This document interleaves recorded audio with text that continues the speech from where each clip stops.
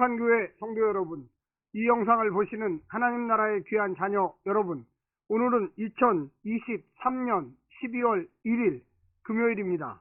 오늘 매일 성경 본문에서는 욥기 25장과 26장을 비교해서 보는 것은 매우 흥미롭다는 것을 알 수 있습니다.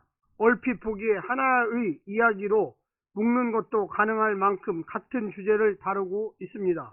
그러나 우리가 가지고 있는 성경은 25장을 빌닷의 말로, 26장을 욥의 말로 구분합니다. 오늘 본문을 나누어 보겠습니다. 욥기 25장 1절부터 6절 빌닷의 지혜, 하나님의 크심과 인간의 자금. 26장 1절부터 4절 빌닷의 지혜에 대한 반박. 26장 5절부터 14절 하나님의 절대 주권과 인간의 한계. 오늘 본문 욥기 25장 1절부터 26장 14절까지의 말씀을 듣고 다시 오겠습니다.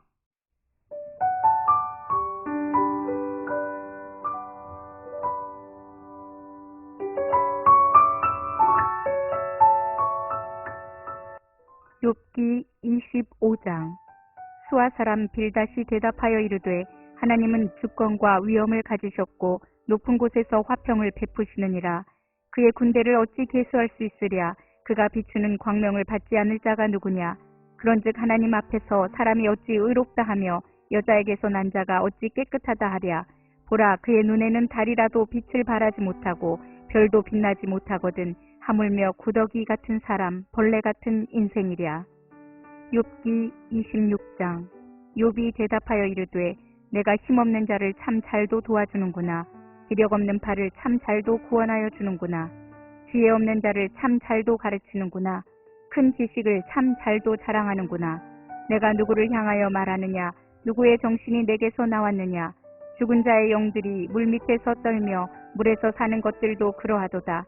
하나님 앞에서는 수울도 벗은 몸으로 드러나며 멸망도 가림이 없습니다. 그는 북쪽을 허공에 펴시며 땅을 아무것도 없는 곳에 매다시며 물을 빽빽한 구름에 싸시나 그 밑에 구름이 찢어지지 아니하느니라. 그는 보름달을 가리시고 자기의 구름을 그 위에 펴시며 수면의 경계를 그으시니 빛과 어둠이 함께 끝나는 곳이니라. 그가 꾸짖으신즉 하늘 기둥이 흔들리며 놀라느니라.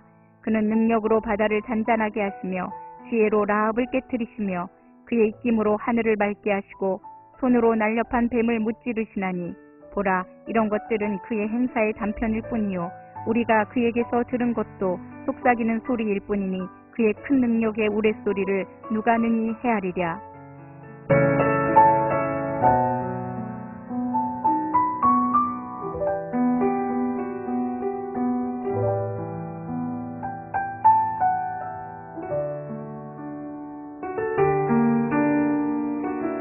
빌닷의 세 번째 말이자 마지막 발언은 겨우 6절로 그칩니다.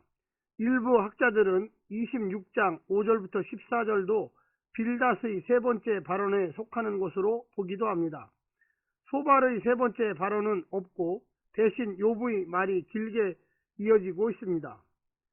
28장을 소발의 말로 보아 세 명의 친구가 모두 두 번씩 발언하는 구도로 보는 학자들도 있습니다.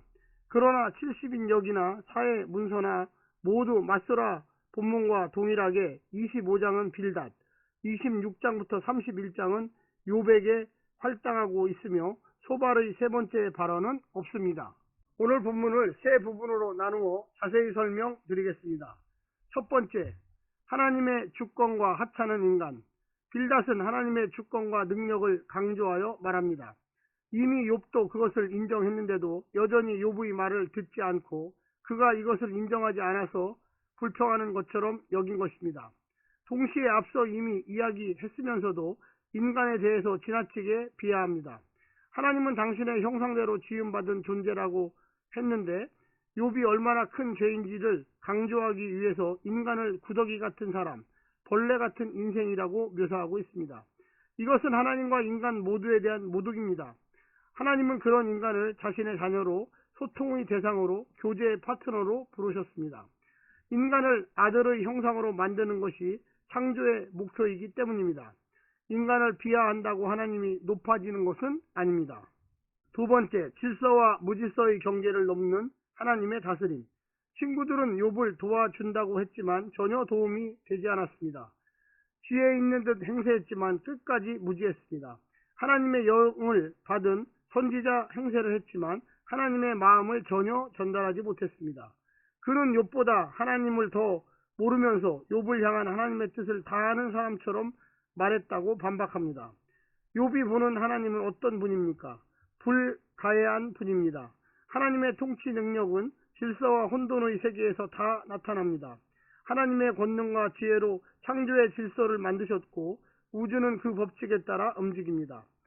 어둠과 혼돈의 세력이 있는 곳에서도 하나님의 능력이나 주권은 결코 흔들리지 않습니다. 하나님의 지혜 안에서 혼돈마저 질서에 기여하고 있기 때문입니다. 사실 욥 자신이 이 혼돈을 사용하시는 하나님의 능력과 지혜에 대한 안목을 가질 때 고난 속에 두신 하나님의 섭리와 말로 설명할 수 없는 역사에 나타난 신비를 수용하는 믿음을 갖게 될 것입니다. 마지막 세 번째는 하나님의 능력에 대한 인간의 반응과 감탄. 욥은 피조세계에 드러난 하나님의 초자연적인 능력에 대하여 감탄하고 있습니다. 하지만 욥은 이내 인간의 하나님에 대한 이해가 얼마나 보잘것없는 것인지를 깨달았습니다. 하나님에 대해 우리가 듣고 아는 것은 빙산의 일각이며 속삭임과 같습니다. 하나님이라는 거대한 존재와 그의 능력을 헤아리기에는 너무나도 부족한 인간임을 고백하며 하나님의 놀라우신 권능에 순복하자고 합니다. 우리 지식의 한계 안에 하나님을 가두지 말아야만 하겠습니다. 오늘 하루도 오늘 본문을 통하여 힘내시고요. 용기를 가지시는 믿음의 백성 되시기를 간절히 부탁드립니다. 샬롬.